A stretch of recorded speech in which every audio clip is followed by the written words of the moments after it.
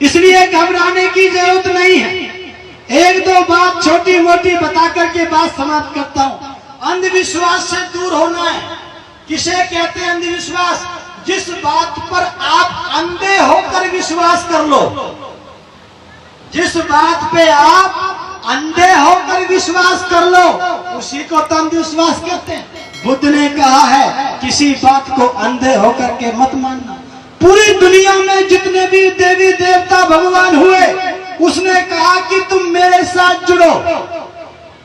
किसी ने भी, सबने कहा कि तुम मेरे साथ जुड़ो।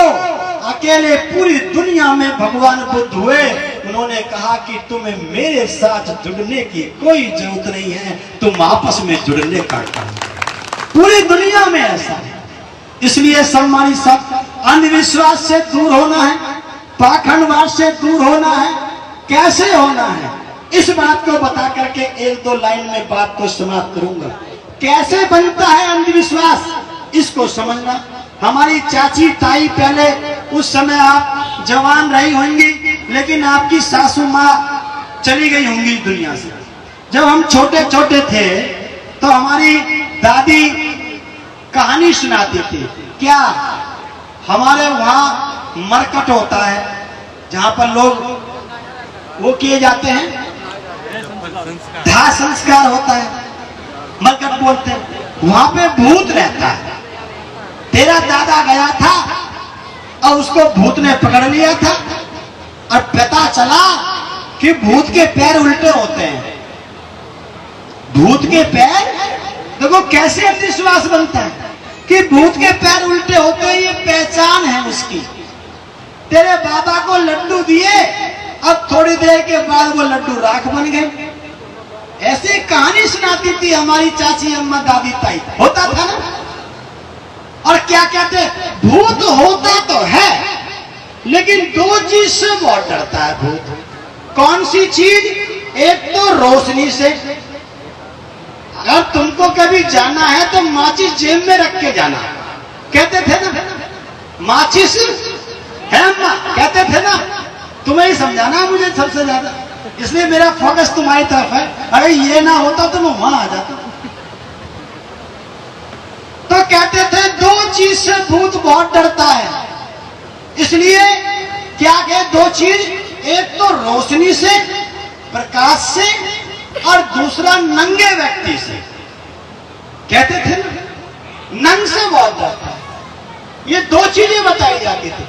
हमें अब समझ में आया बनते हैं कि ये रोशनी से क्यों डरता था भूत, ये प्रकाश से क्यों डरता था भूत, माचिस की तिल्ली जलाने से क्यों डरता था, और नंगे व्यक्ति से क्यों डरता था। प्रकाश का मतलब होता है, माचिस की तिल्ली का मतलब दो प्रकार से समझे। अगर माचिस की तिल्ली जल गई, रोशनी जल गई, तो तुम्हारे दिमाग में जो भूत नाम की कोई तस्वीर बनी हुई है वो खत्म हो जाएगी। रोशनी जल गई तो वो तस्वीर खत्म। क्या होता था, कोई झुंड खड़ा है, कोई घास का कोई हिस्सा खड़ा है, कोई छोटा सा पेड़ खड़ा हुआ है, उसको देख के हम सोचते थे कि शायद भूत है। उसकी आकृति हमारे दिमाग में बन जाती है। दूसरी बात, प्रकाश का मतलब होता है ज्ञान। प्रकाश का मतलब होता है ज्ञान। जिसके पास ज्ञान रूपी प्रकाश होगा उसको भूत मिलेगा ही नहीं। इसका मतलब भूत होता तो हमको भी मिलता, इसका मतलब भूत होता ही नहीं है। लेकिन हमको डराया गया, हजारों साल से डराया गया। दूसरा क्या किया, नंग व्यक्ति से बहुत डरता। नंग व्यक्ति कौन होता था? जो किसी बात को ऐसे ही नहीं मान लेता था। जो भगवान बुद्ध को मानने वाले लोग थे, उनको इन मनुवादी लोगों ने नंग व्यक्ति के नाम से संज्ञा देने का काम किया। अब पता चला जो तर्कशील होता है उसको वो नंग कहते थे, और जो तर्कशील होता है वो बिना देखे किसी बात को सच्ची नहीं मानते हैं। ये अंधविश्वास फैलाने का इनका तरीका है। इनसे आपको बचना होगा। मैं एक छोटी सी कहानी जगह जगह बताया करता। ये बता करके बात को समाप्त करूंगा। अम्मा सुनोगी? एक जैसे ये बिटिया है हमारी कोई यहाँ पर, ऐसी एक बिटिया की शादी हो गई, ऐसी भंते जी की बहुत कथाओं में आती थी छोटे छोटे पन से, उसकी शादी हो गई। अम्मा बात समझ में आ रही है आपको? उनकी शादी हो गई, बिटिया की होती है शादी, जैसी बिटिया बैठी उनकी शादी हो गई और वो अपने ससुराल चली गई।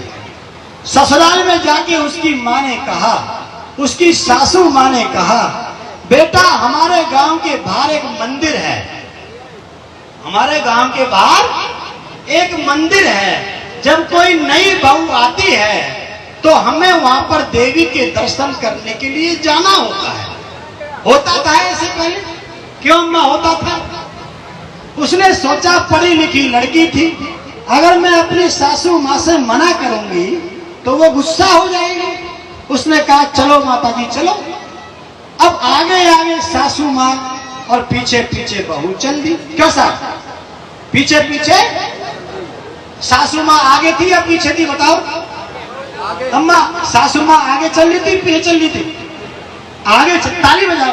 सुन रही है? आज बदल के जाएगी अम्मा डोकरी। मरना मत अभी, 2034 तक जिंदा रहना, तुमको इस देश का प्रधानमंत्री बना करके देख करके जाओगे आप लोग। घबराने की जरूरत नहीं है, बहुत पैदा हो गए हैं। इसलिए सम्मानित साथियों, आगे आगे सासू माँ और पीछे पीछे बहू। जैसे ही वो मंदिर के पास पहुंचे, दूर से देखा मंदिर के गेट पे 2 शेर बने हुए थे, होते थे ना पहले। उसने कहा मम्मी वापस चलो, ये शेर हमको खा जाएंगे। उसने सोचा बहू पढ़ी लिखी तो है लेकिन सीधी आ गया।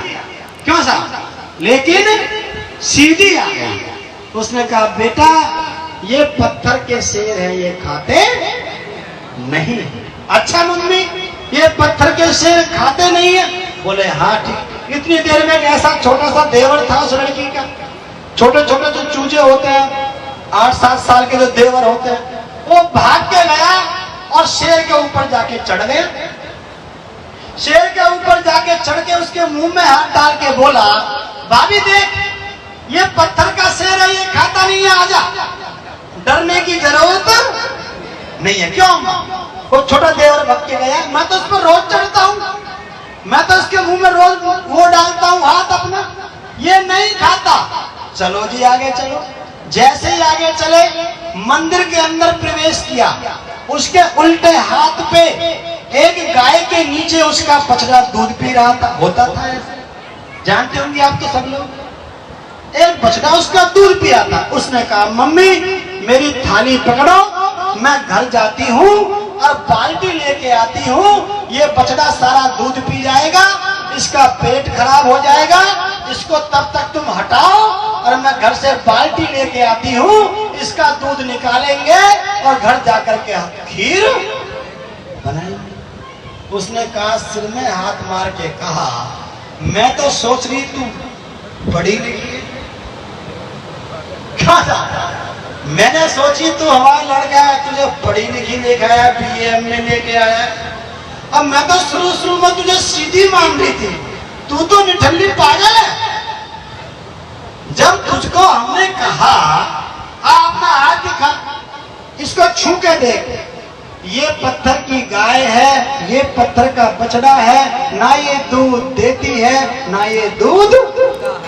बोल दुकरिया बोल, आज बोलना पड़ेगा।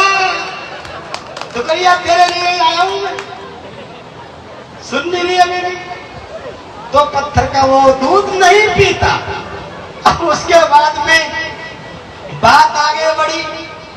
उसके बाद वो मेन पॉइंट पे पहुंच गए, दोनों सारा विद फैमिली मेन पॉइंट पे पहुंच गए, अंदर वाली मूर्ति पे।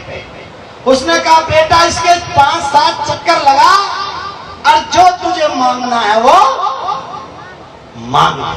तो तब उस लड़की ने कहा मम्मी छूने से तो मुझे ऐसे लगता है जैसे ये देवी पत्थर की है।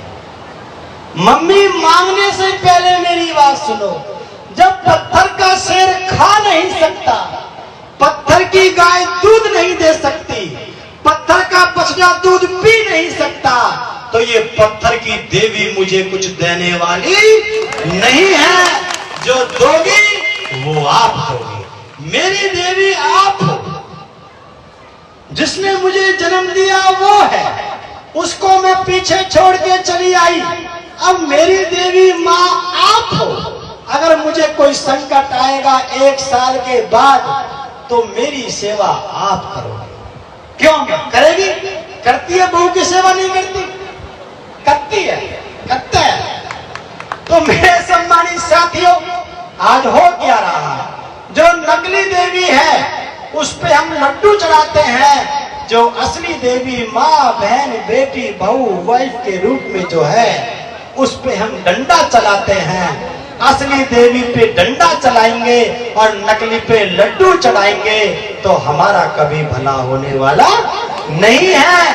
हमारी देवी आपने भगवान बुद्ध को पैदा किया, आपने बाबा साहब को पैदा किया, आपने इन सभी महापुरुषों को पैदा किया, तो नमन करेंगे तो हम आपको नमन करेंगे, हम किसी झूठी देवी को नमन नहीं करेंगे। इसलिए सम्मानित साथी, ये कारवां यहां तक चल रहा है